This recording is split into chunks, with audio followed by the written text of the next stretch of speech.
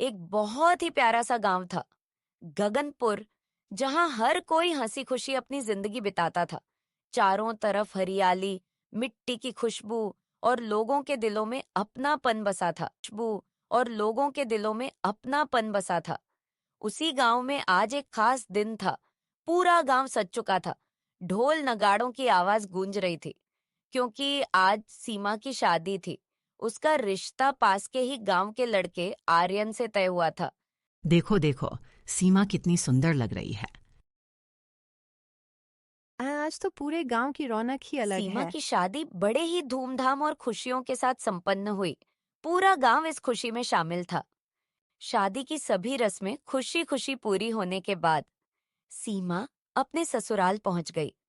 जैसे ही सीमा ससुराल पहुंची, सास ने उसे ऊपर से नीचे तक देखा और मन में बोली, हम सीधी लगती है, इसे आसानी से बेवकूफ बना सकती हूँ। बहू, बेटा, जाओ तुम दोनों अंदर जाकर फ्रेश हो जाओ और आराम करो। जी माँ, हम दोनों फ्रेश होकर बाहर आते हैं।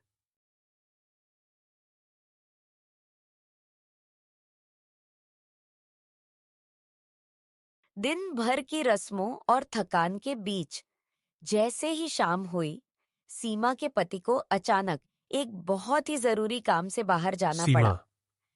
मुझे माफ करना। मुझे अभी तुरंत एक जरूरी काम से बाहर जाना पड़ रहा है। मैं जल्दी लौट आऊंगा। जी, आप अपना ध्यान रखिए।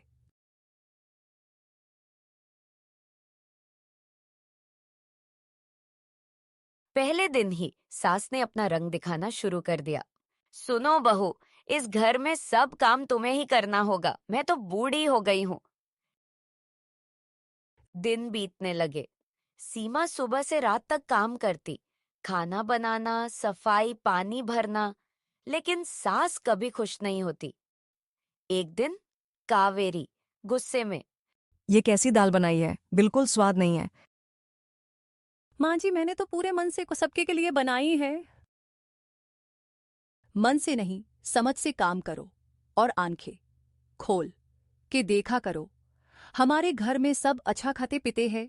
ऐसा फालतू खाना आइंदा से बनाई तो फेंक दूंगी। सीमा चुप रहती और अपने आंसुओं को अंदर ही अंदर पी जाती। कावेरी बहुत लालची थी। उसने सोचा, अगर ये बहू अपने मायके से पैसे लेकर आए तो मजा आ जाए।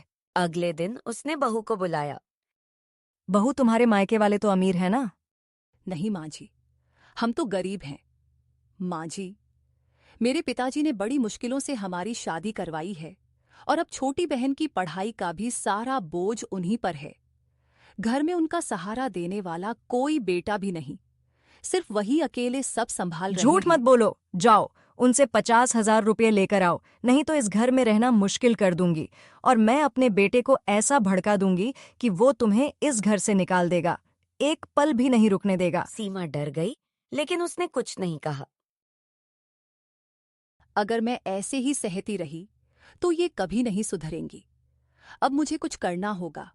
इनका लालच अब हद पार कर चुका है।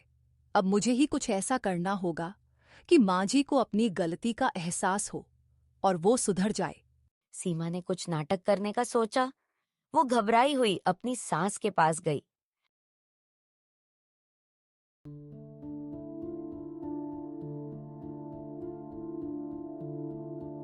माँ जी, मुझे कुछ अजीब सा लग रहा है। ऐसा लगता है जैसे मेरे पीछे कोई चल रहा हो। मैं कुछ भी करती हूँ तो लगता है कोई मुझे देख रहा है। सास एक पल के लिए घबरा तो गई, लेकिन तुरंत सख्त आवाज में बोली, ड्रामा मत करो बहू, ये सब बहाने हैं काम से बचने के। जाओ और अपना काम करो।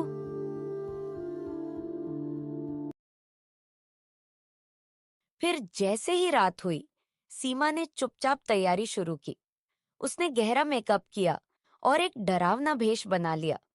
कुछ ही देर में वो बिल्कुल पहचान में नहीं आ रही थी। धीरे धीरे कदम बढ़ाती हुई वो अपनी सास के कमरे की ओर बढ़ी। सीमा अचानक अजीब तरह से हंसने लगी। हाँ हाँ हाँ, मैं इस घर की पुरानी आत्मा हूँ।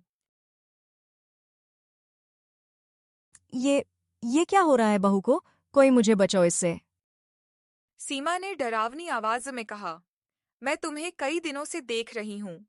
तुम अपने लालच में आकर सबको सता रही हो। अगर तुम नहीं सुधरी, तो मैं तुम्हारी बहू का शरीर कभी नहीं छोड़ूंगी और तुम्हारी जिंदगी नरक बना दूंगी। मुझे माफ कर दो, मैंने गलती की। मैं अब कभी लालच नहीं करूंगी। वादा करती हूँ, बस मुझे छोड़ दो। फिर सीमा ने बेहोश होने का नाटक किया। वो अचानक जमीन पर गिर पड़ी। कुछ कुछ देर बाद जब वो उठी तो हैरान होकर बोली, माँ जी, मैं यहाँ कैसे आ गई और मेरा सिर इतना क्यों दुख रहा है? मुझे चक्कर क्यों आ रहे हैं? कुछ नहीं हुआ मेरी बेटी, बस तुम्हें चक्कर आ गया था। तुम बहुत कमजोर लग रही हो। अब तुम आराम करो। और हाँ, आज से मैं भी तुम्हारी मदद करूंगी। आखिर तुम भी तो मेरी बेटी जैसी हो। सीमा हल्का सा मुस्कुराई। जी मां जी, लेकिन उसने कभी अपनी सास को सच्चाई नहीं बताई। एक पल के लिए उसके मन में आया कि सब सच बता दे। फिर उसने सोचा, अगर मां जी को सच्चाई पता चल गई तो कहीं वो फिर से पहले जैसी न हो जाए। इसलिए उसने चुप रहना ही सही समझा। धीरे धीरे उस भ्रम का असर दिखने लगा। उसकी सास पूरी तरह बदल गई। अब वो प्यार से बात करती, काम में मदद करती और समय के साथ उसे ये भी समझ आ गया कि उसकी बहू कितनी अच्छी है।